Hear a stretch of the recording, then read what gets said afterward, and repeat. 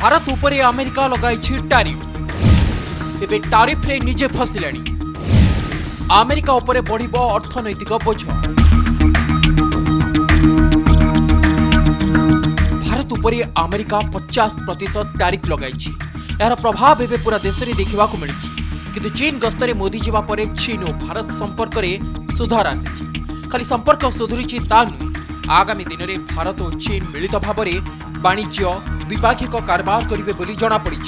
खाली भारत चीन नुहे, रूसिया भी सामिल है त्रिशक्ति।